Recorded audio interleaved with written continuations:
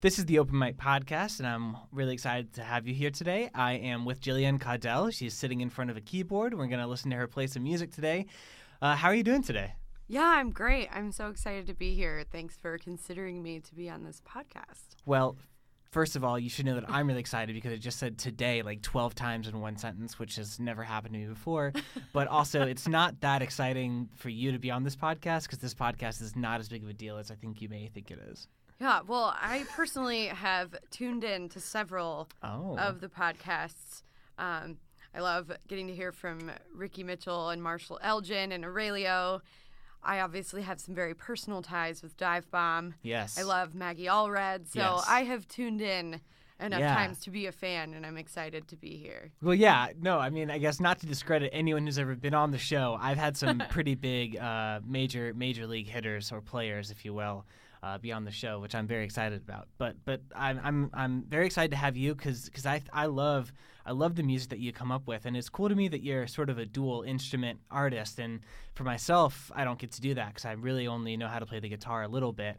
So it's really cool to get to hear from you, and you'll be playing both guitar and piano here for us today, which is really exciting. Yeah, it is. It is really exciting. I went through my first love when I was in like junior high, and he broke my heart, and I had this little tiny keyboard in my bedroom, and I wanted to learn how to play all my favorite Taylor Swift songs. So I wrote out like all the letters on like the keys, and I took some music classes, so I like understood a little bit about making chords and like minors and majors, and from there just like used all of my parents' copy paper, printing off, you know, charts for all the saddest songs I could think of in 7th grade.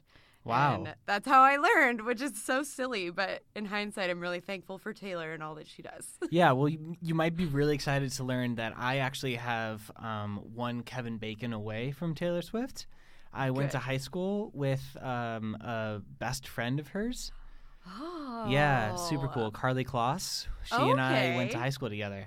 And one of my favorite things to talk about is that there was one moment where, you know how like in romantic movies, a guy or a girl will like run into each other and stuff will fall down. And yeah, it's like a meet that, cute. Is that what it's called? That is what it's called, okay. But that's not what happened. Oh. So I'm in the hallway and I like run into Carly Kloss and nothing falls, thank goodness. But she was just on the cover of Teen Vogue with a snow leopard. And like we're not friends, like we're in the same class in high school, so right. we know each other, yeah. But we're not friends by any means. Like she Sure. was sort of in the like popular kid class or section of the school, but also like the she was never here because she was always in Italy class or portion of the school. Right. And so I said to her, I was like, "Oh, hey Carly, I saw you on Vogue yesterday," and she just looked. It was just the most awkward moment of my life because here I was trying to be like communicative with a actual celebrity who, like, to be fair, wasn't really a celebrity to me because she was just sort of like Carly Kloss from the hallway. Right. But in that moment, I sort of like blurred the lines between like regular person and like, you know, superstar. Yes. And it got weird. And then I think I like walked away with like a visible tail between my legs, and it was just not a good moment for me. Yeah, But I that's totally my relate to that's my that. meet cute story. Meet not cute. Right, yes, thank you. Yes. Yeah, hashtag meet not cute. Let's talk a little bit about music. And I understand that you're what people call a lifer in Mansfield, correct? Or sort a long of. timer at least? Yeah, definitely a long timer. So I grew up actually just outside of Lexington on a horse farm. Oh. Yeah, my parents raise horses and they race them, and they're really cool and super talented. And so I did that all growing up. I graduated from high school in Mansfield, and after I graduated high school, I actually lived in Sydney, Australia for almost Very 5 cool. years. And then I moved back to Mansfield. Oh gosh, it was 3 years ago in October. That's very cool. Well, yeah. I have questions, but first let's go with the Sydney stuff. What were you doing there? Yeah, so I moved to Sydney when I was 18, and I went to college out there. Oh, so very I cool. went to school and studied music and creative arts. Okay. And so I did a lot of like large scale event coordinating. which was really fun. Well, what does that entail exactly? Yeah, so I was the creative director for the largest youth conference in Australia. Wow, and like the big opera house and stuff, or no? So we did them actually at the Sydney Olympic Park, where the shame on me for thinking that only music exists it was actually bigger. In that beautiful building. Yeah, it was bigger than the opera house. Oh, not in renown, but in like size. Wipe the dirt off your shoulders there. No, so we had like 7,000 kids come out to events, which was really fun. Wow, that's got to be really rewarding for you. Yeah, it was really fun, and I enjoyed it a lot. Sydney is the coolest place in the whole world, and I think everyone should go there. Yeah, well, my sister actually lived there. She got, cool. I don't know what you would call it, because it wasn't like, it was a little bit more than an internship, but it was not a full-time job. But she did a lot of work with the Aborigine people, and even she's a political science major.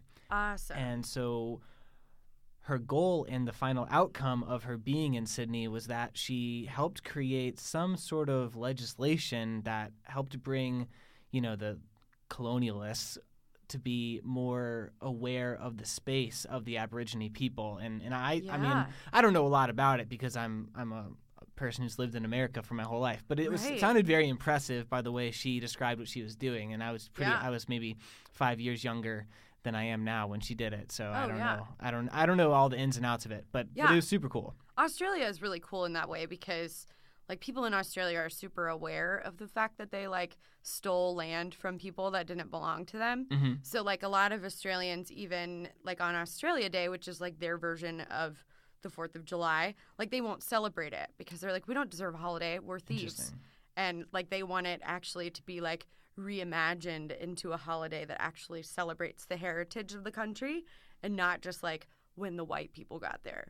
So it's really cool. Like Australia is very like different minded than like a lot of other, countries in the world. So I loved being there. It was really cool. I was like 10 minutes from the beach, 10 minutes from the city. Wow. The whole country has a smaller population than the state of Texas. So even though it's like, it has major cities like Sydney and Brisbane and Melbourne, like it still has this like small town vibe to it. So I loved going to shows. I have like a lot of friends over there that like play music and are DJs and things like that. So it was fun.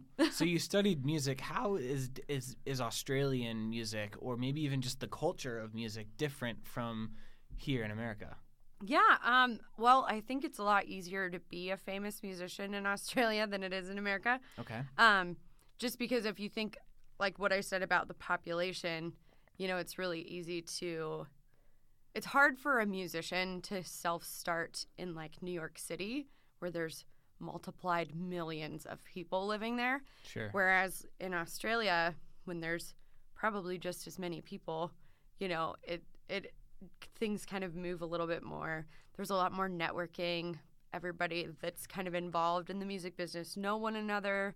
And so, yeah, it's really cool. Not to mention the fact that Australians are just really nice people. So, like, if you make music and you tell someone else who makes music, they, like, get excited about it. And, like, there's a lot of internal collaboration and things. So, it makes it really cool. Very cool. Very cool.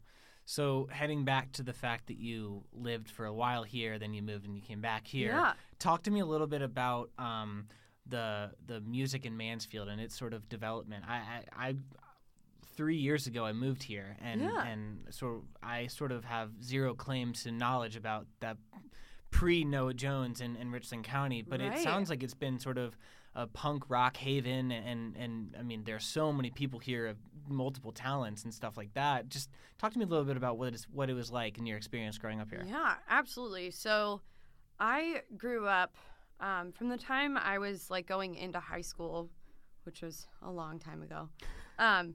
There were a lot of local shows that were going on at that time. Like the metalcore scene was like really big, and at one point, I remember going to a show here in Mansfield that had 750 kids at it. Like, shows were massive. And it was just what you did. Like, if you wanted to see your friends, you would go to a show. Like, you would support all the local bands. Everybody's wardrobe consisted of band clothing. Like, it was just, it's the way that things kind of operated. And I know, like, all of my core friend group now kind of met in that world. There were a lot of venues. Tom and Rob Hurst and Jake and some other people put on shows at a venue called the Phoenix, which is now right next door to where La Luna is. So Jake always gets a little bit nostalgic when we have shows at La Luna because he's like, I used to put on shows right next door, which is cool, you know. And so that was kind of what I grew up in. And I didn't realize until I moved to Sydney that not everyone was so lucky to have a town that was constantly bringing in musicians and putting on shows and encouraging young people to harness their talents and their gifts and actually create something to put out into the world. Like, it's a very unique world that we live in. But I mean, as it goes, like, a lot of those venues kind of started to slow down, or they closed, or ownership changed. You know, that particular genre of music kind of started to slow down in this area. And it hasn't completely disappeared. It's definitely still thriving. But, Sure. you know, things have kind of changed. But it is exciting now just to kind of see the way that kids are coming out to shows again. Because it reminds me of what it was like as a 16-year-old to, like, you know, you don't have anything to do, so you go to a show and you get to be around people and be creative. Yeah, I mean, I think one of the very first things that people said to me when I moved here was that, like, oh, there's just not a whole lot to do in Mansfield. But I think if you're paying attention, and I'm sure I've said this on numerous podcasts that I've had, there's always something going on, even if it's just going down to, you know, the local brewery to catch someone playing music while you're drinking beer. There's something going on, because I think that there are, and maybe not as many as there used to be, but there are tons of places that you can go and hear live music, and that's so important, I think, for things that you had already said. Just so important for atmospheric reasons, and it's so much cooler to hear live shows or to watch someone play than to listen to someone singing Aerosmith songs on the hearing Aerosmith Right. sing Aerosmith songs Right. on the radio or Absolutely. at a restaurant. Yeah. So talk to me a little bit about the stuff that you've done, because I know that you've been participating in a lot of different sort of music empowerment stuff. I watched you perform at the Overdose Awareness, which was fantastic, and I can't Thank wait you. for next year. I'll sort of start you off.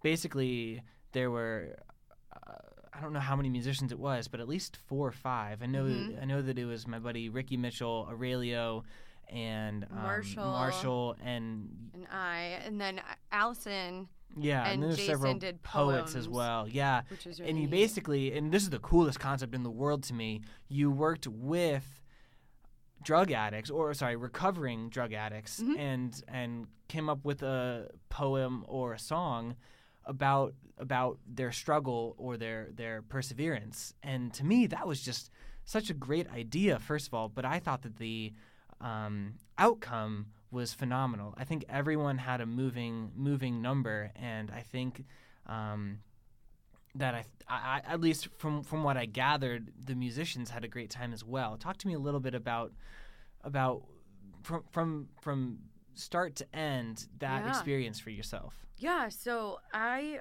had played a couple of shows, and Tracy Willis from Family Life Counseling had come out to those shows. Tracy is an absolute rock star. I mean, for someone to be able to be involved in so many different pockets of the community that are consistently feeding into people and just like pouring out her time and her energy and her talents to help other people succeed and move them forward is just the most admirable thing in the world to me. Yeah, for sure. She's what my mom would call a good egg. Yes, I agree. Tracy Willis, good egg. But she came up to me with Kathy Goodwin, who I call my punk rock mom.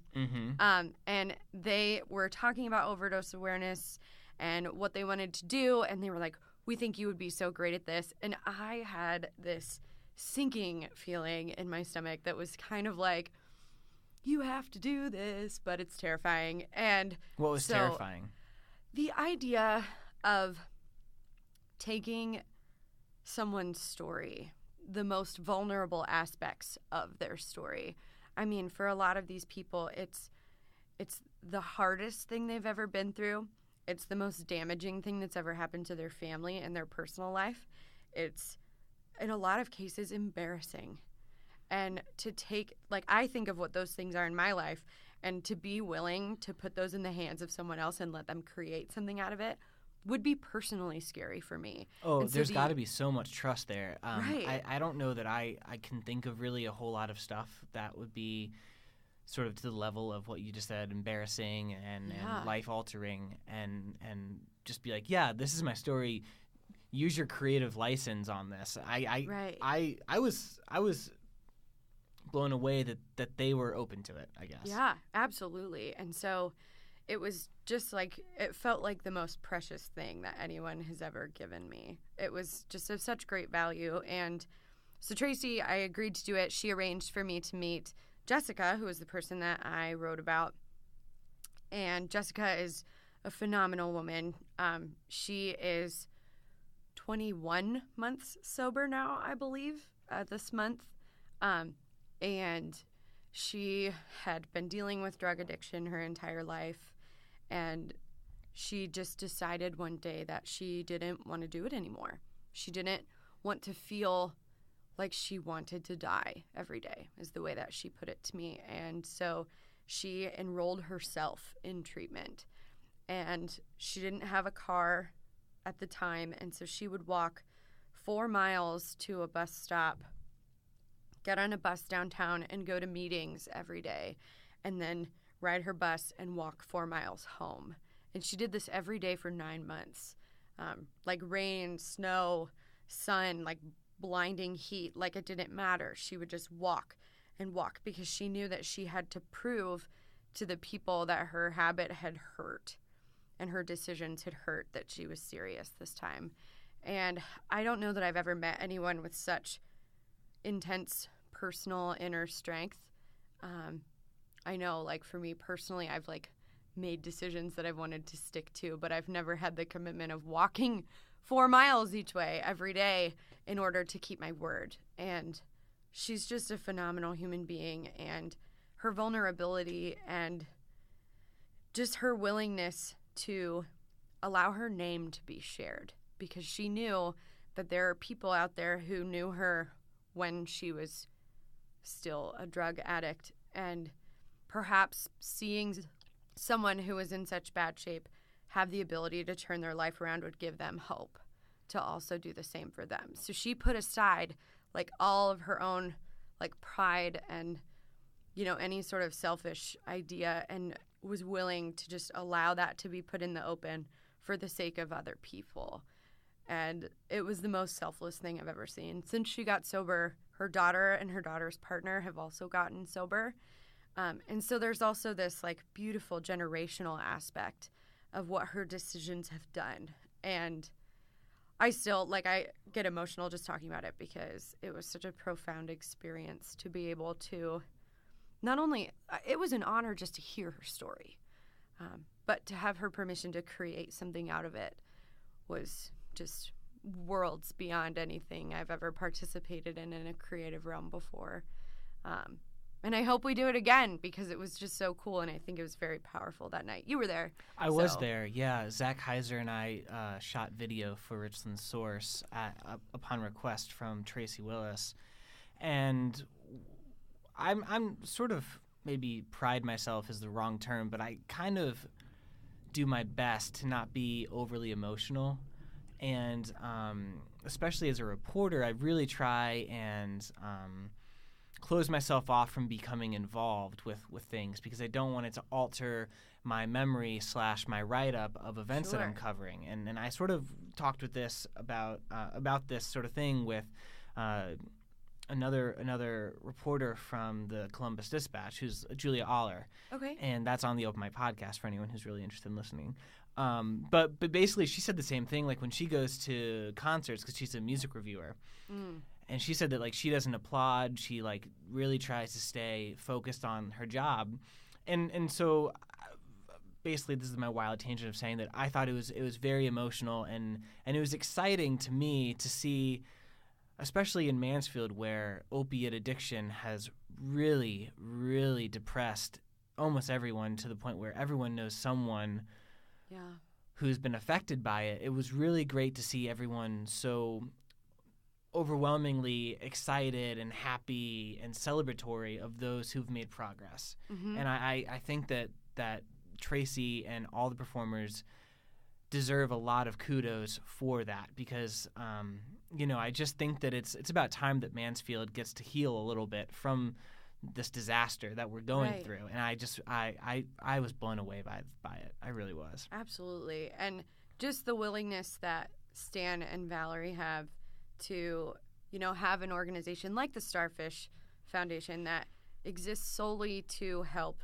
people who are in recovery, that is completely nonprofit. They benefit in no way. Their entire hope is just to help people in Mansfield. And so we're just really fortunate that there are people out there doing that work every day so that, people can have a better life here. Absolutely. And the first time I got to hear you was at another sort of social injustice movement with the I can't remember which tribe it is, but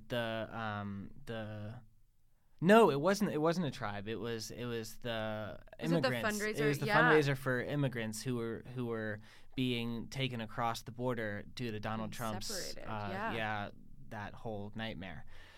So Mansfield, for as conservative a town as we get credit for, it's awfully liberal with the right amount of people wanting to do good in the world. Not that Republicans don't want goodness in the world. Yeah. But it's harder to find. I think we can all agree.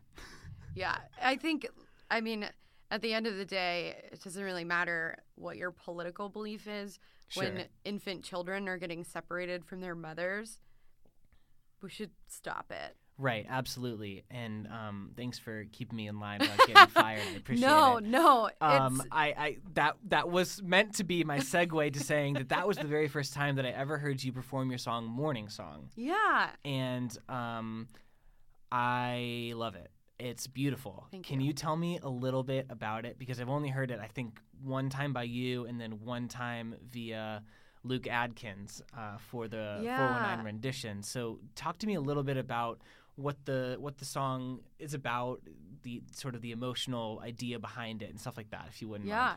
So I mentioned Taylor Swift earlier and how she wrote about relationships. So I feel like I'm kind of like a godchild of her in a funny way. Hopefully with a little bit more like Patti Smith and like justice and maybe creativity woven in.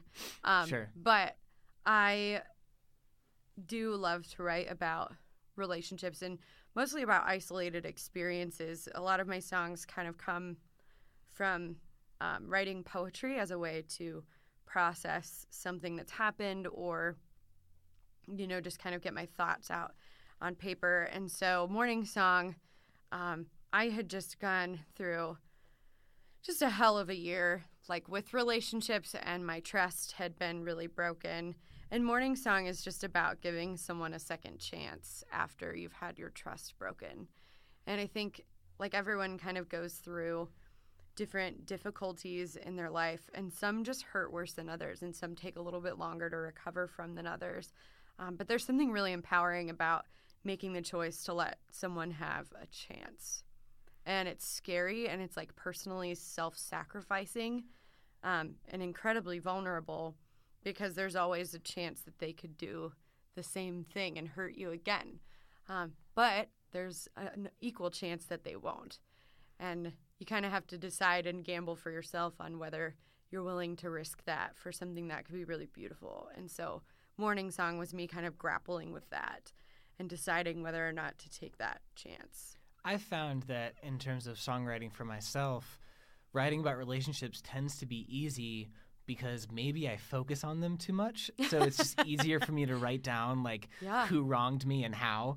Sure. In a poem and then put it to music. So I think that I enjoy writing about it a lot too, maybe more than people enjoy listening to it.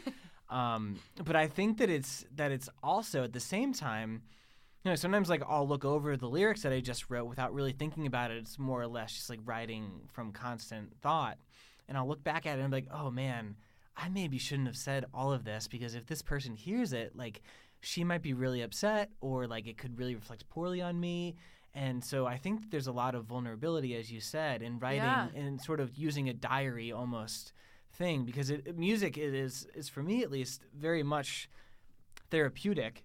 And I think that sometimes it's easy for me to get lost in the sort of saying how angry I am or how frustrated I am or however I feel, and it doesn't always bode well for me in the end. Do you ever feel like that too when you write? Is there ever like remorse for the way you've written it and you go back and change it? Or I used to feel more remorse, not so much about writing it, because when I write it, it's like an invaluable resource for me in dealing with what I'm going through.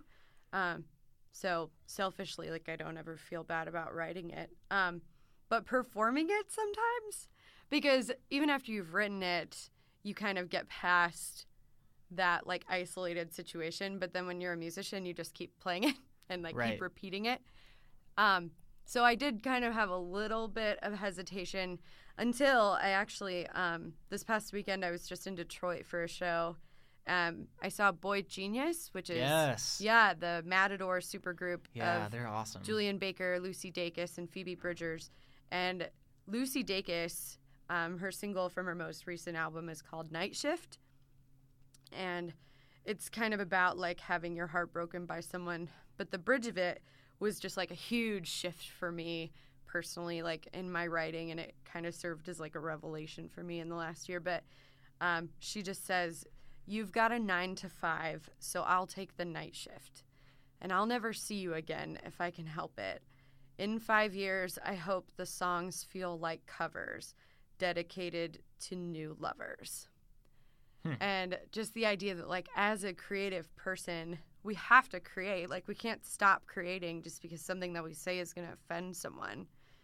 But hopefully, like, the beauty of it completely isolated from that situation, like, the melodies and, like, what music does to our soul gives it enough of a life that it can survive, like, whatever anyone thinks or says about it, until the point where it just exists solely in its beauty. And then I can dedicate it to whoever I want to, and it doesn't really matter what it was written about. And so fair enough. Yeah, cool. Do you wanna play for us? Yeah, absolutely. Okay, awesome. That would be great. Cool.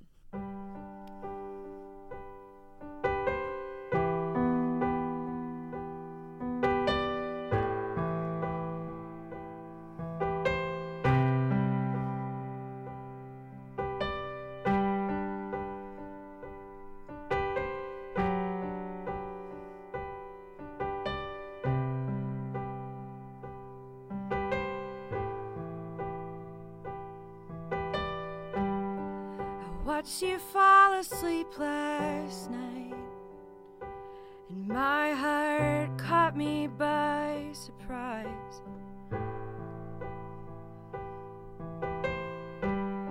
When I was last in this position, I hurt so bad I couldn't cry.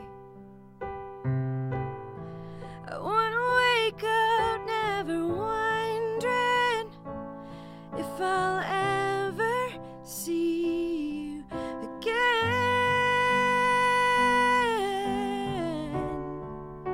But that's the size of promise I can't quite comprehend.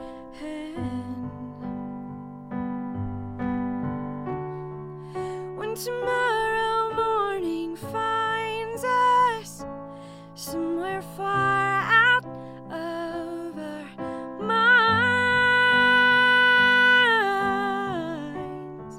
tell me you'll still be there waiting, even though my heart is blind.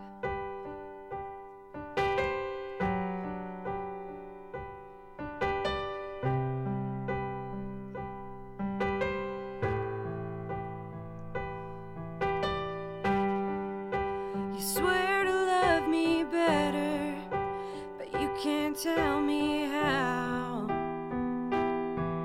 or why. And it's hard enough to trust you with your hands so tight around my sides. I wanna wake up never wondering if I'll ever see you again. But that's the size of promise can't quite comprehend.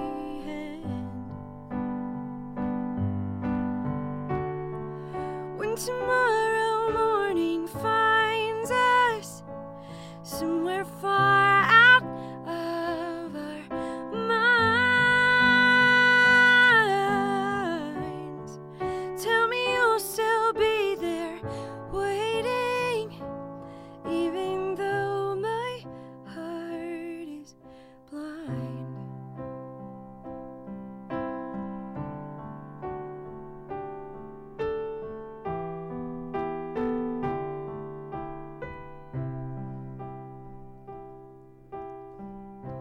I'll try my best not to assume you're racing to get out of this room, 'cause that's all I've known. And if you change your mind when you've seen me from another side, I promise not to ask you why. I wanna wake up never wondering if I'll ever see you again. But that's the size of promise I can't quite comprehend.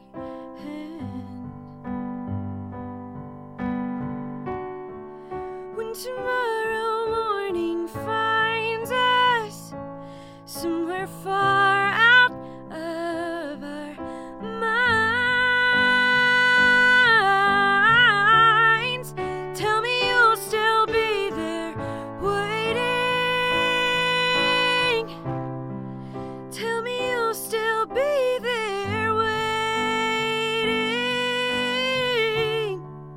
Tell me you'll still be there waiting, even though my heart is blind.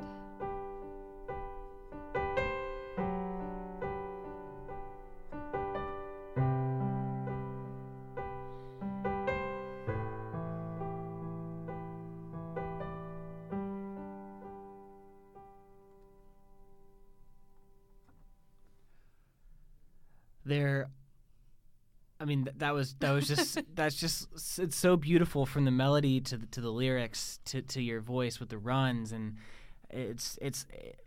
I realized quickly I was trying to take notes about things that you're talking about that we could come up with to talk about now, and I just kept on getting lost in it, and it's just so beautiful. Thank I you. really do love that song, and I'm not just trying to suck up to you. Thanks.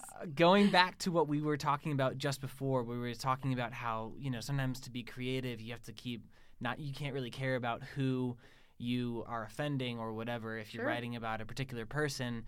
I just wanted to, continue that conversation, saying that sometimes it takes something like music or art to be sort of selfish with your motives of the writing, but it also can go beyond ourselves into the realm of making lives of other people better. Yeah. And I mean, I can't think of a particular song at the moment, but sometimes there have been moments. Nope. Any Avett Brothers song. All right. Where Yeah. you like, the song with it's like well, I can't remember what it's called, but I will if we continue talking about it. But basically, it's talking about like how with no hard feelings. That's the song. Yes. Like you're just gonna keep living your life, and you're gonna die someday, and you're just gonna be as good as you can be. And I think the Avett Brothers. First of all, I'm a huge fan of theirs, but I think that they have been recognized as sort of fatalists and stuff, but it's because they've had such hard lives. I mean, Yeah. the bassist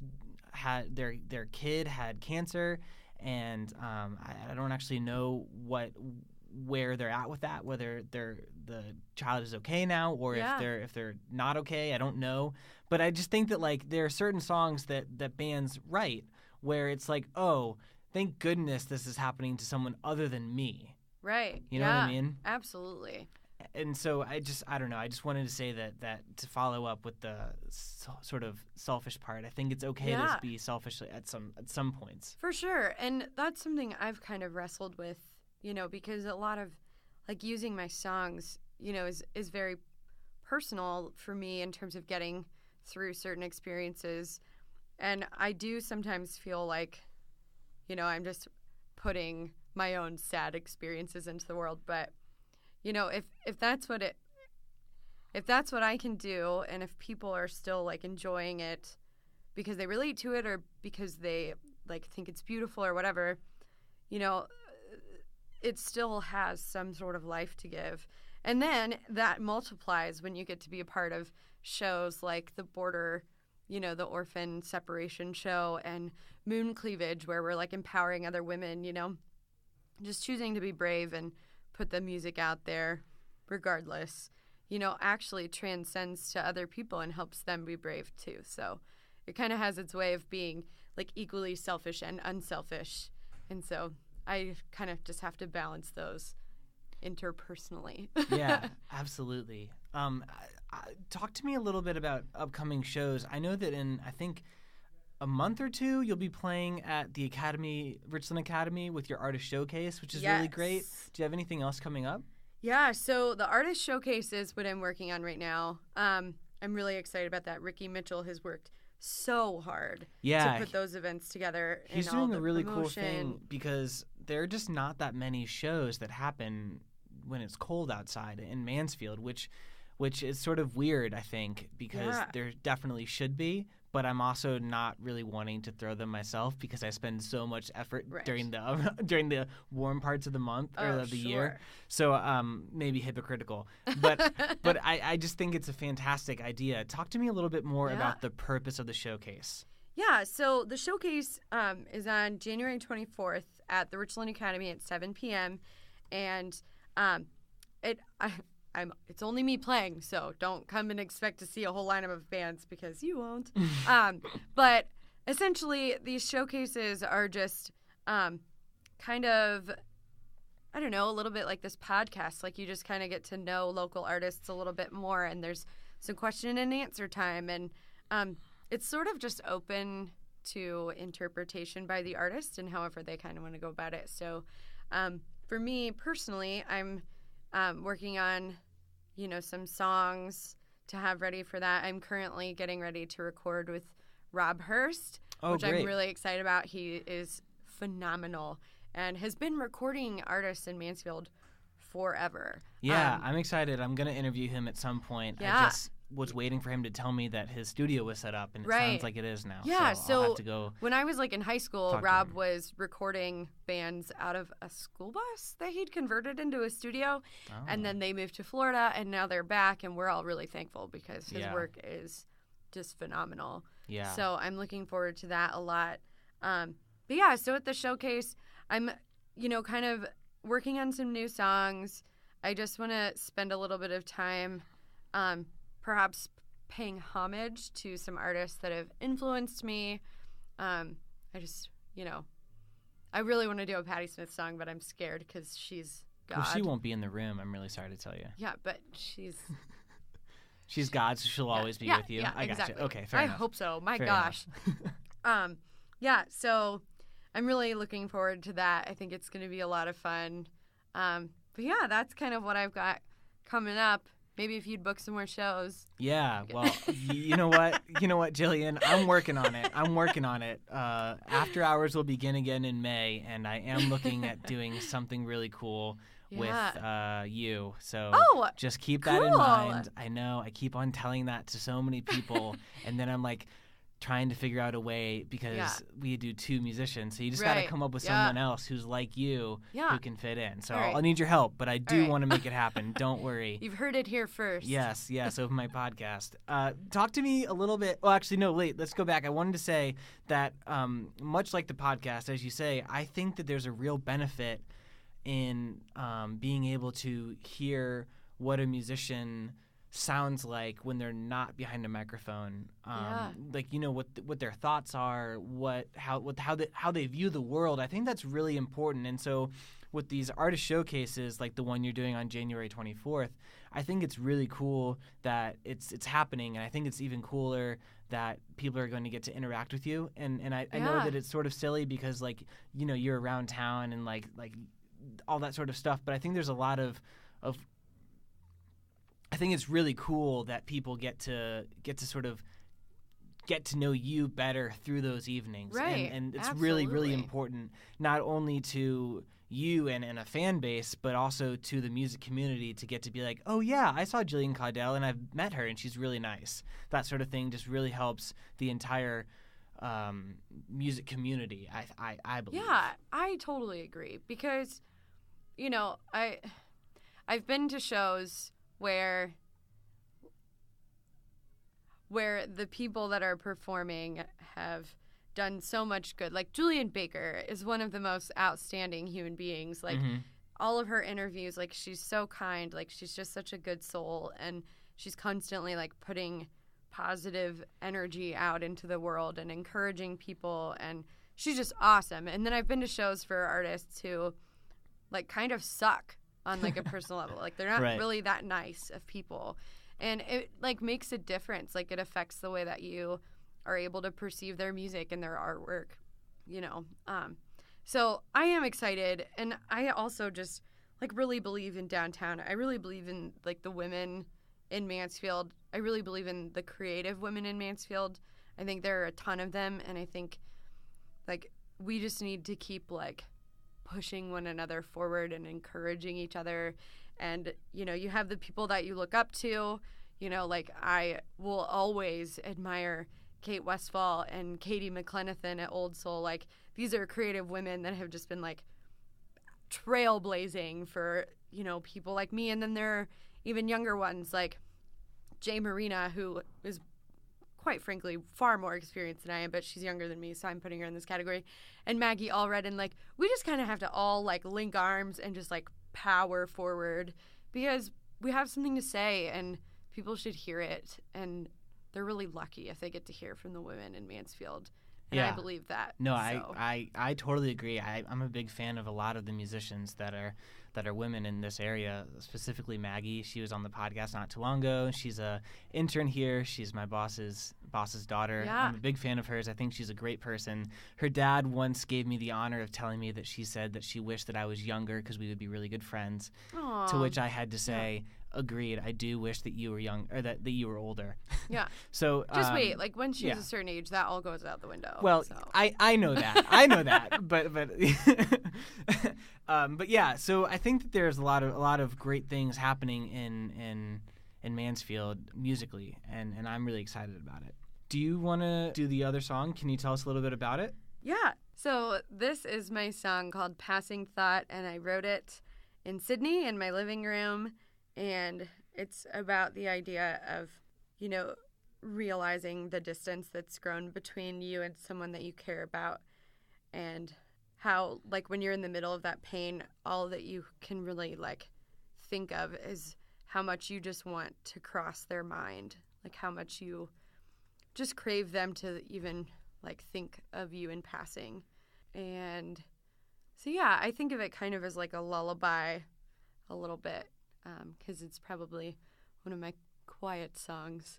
Quieter. They're all kind of quiet. So this is Passing Thought. Great.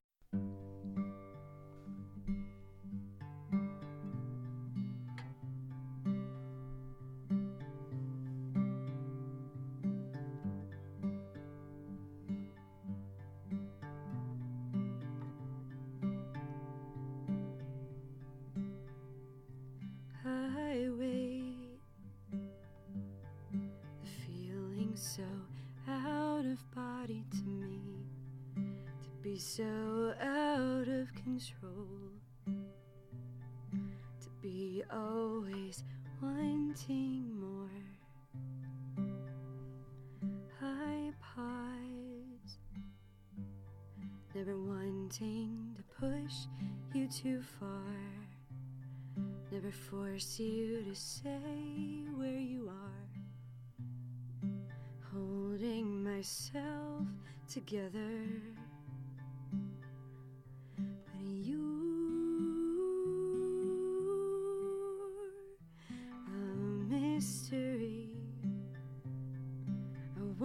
climb into your mind and see everything that you see. And if anywhere in your masterpiece there is some passing thought of me,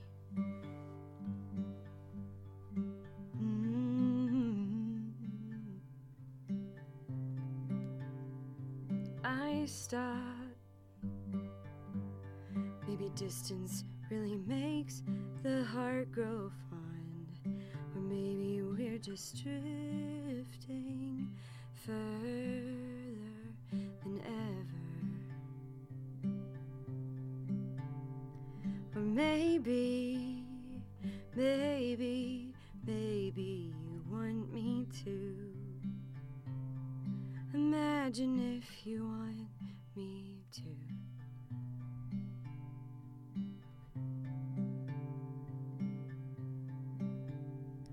But you're a mystery. I wanna climb into your mind and see everything that you see. And if anywhere in your masterpiece there is some passing thought of me,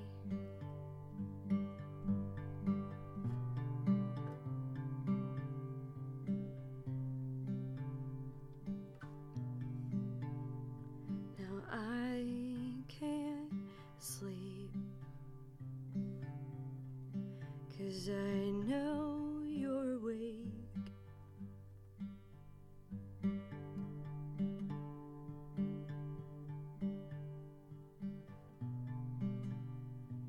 And I can't breathe, wondering if you're sharing breaths with someone else.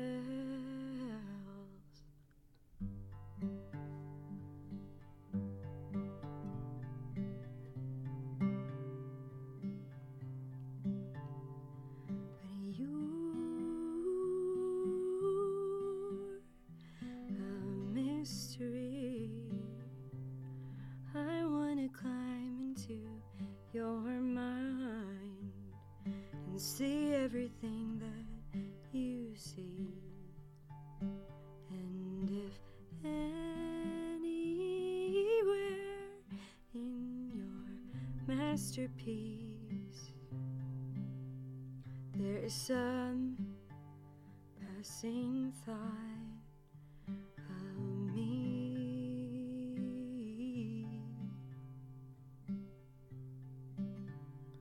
there is some passing thought of me.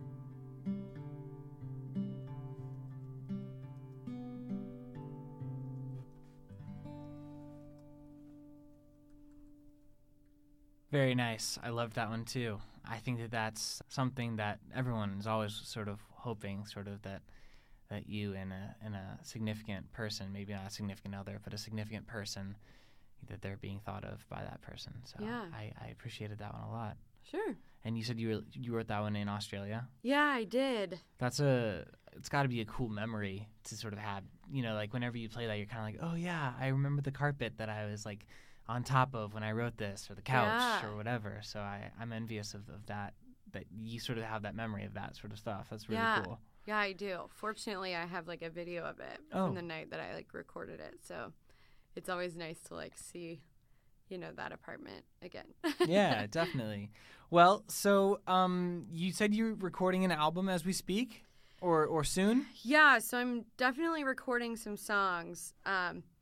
Rob is phenomenal. I'm going to be recording with Rob Hurst, and Yeah, I'm excited. It'll be my first time being in the studio and just getting to play around with that. So I'm really looking forward to it. Yeah, well, I'm looking forward to being able to hear it, and you'll have to let me know so I can write up a story about it when it debuts. Absolutely. And then the next chance for people to listen to you play is at the Artist Showcase on January 24th at Richland Academy. Yep, 7 p.m. That one's going to be really fun. There's an event on Facebook that you can find. And it's a free show, right? Mm-hmm. The one I went to with Kid Culture and the trio was free. And again, really cool because it's in a pretty intimate space and you get to ask questions afterwards and sort of get to really meet the people. So that's exciting. I'm excited for you to get to experience that. Yeah, Have you I'm been to one excited before? too. No, we have had stuff going on. I really wanted to go to Jay's, wasn't able to go. Mm-hmm. The trio we really wanted to go to, but I think Jake had a show that night, so we weren't able to go. Okay, so. Cool.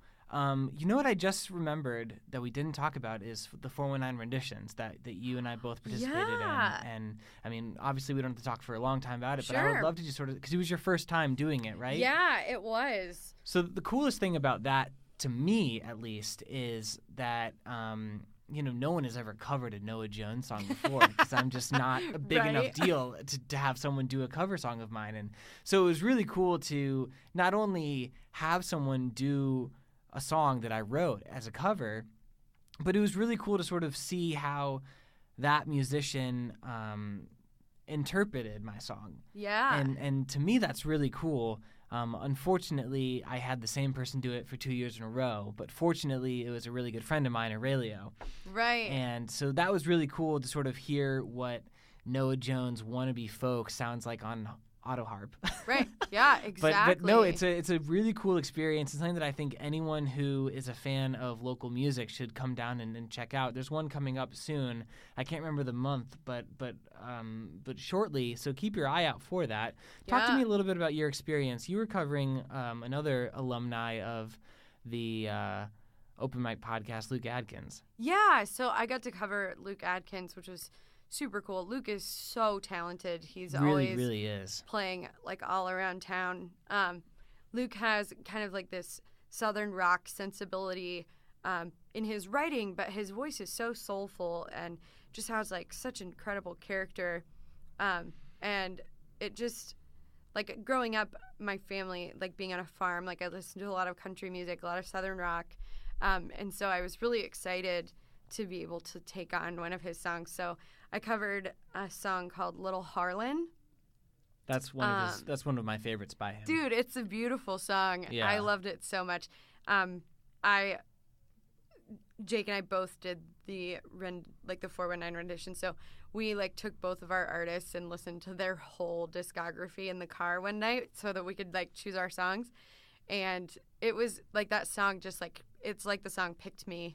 And so it was fun like getting to be able to interpret that in a different way. So the song itself is really beautiful. It's kind of haunting, and he plays it on guitar, and his voice is kind of layered with some harmonies. And so I took that and sort of put like my sad girl spin on it. And I recorded with Ethan Rittenauer at Day Trip Studios. And Ethan is just phenomenal. I mean, he is especially for someone so young. Yeah, it's like 17 or 18 now. Yeah, he's so young and just doing such incredible work. He has a grand piano in the studio that I got to play, which was very exciting. And he just made me feel so comfortable. So we did like a million takes just of like the introduction because I couldn't get it to feel like the way that I wanted it to. But eventually we got there, and it was just, haunting kind of in a different way, like with a feminine sensibility to it. And I think sometimes just changing like the gender of the voice actually like makes the song communicate in a totally different way. So that was really exciting.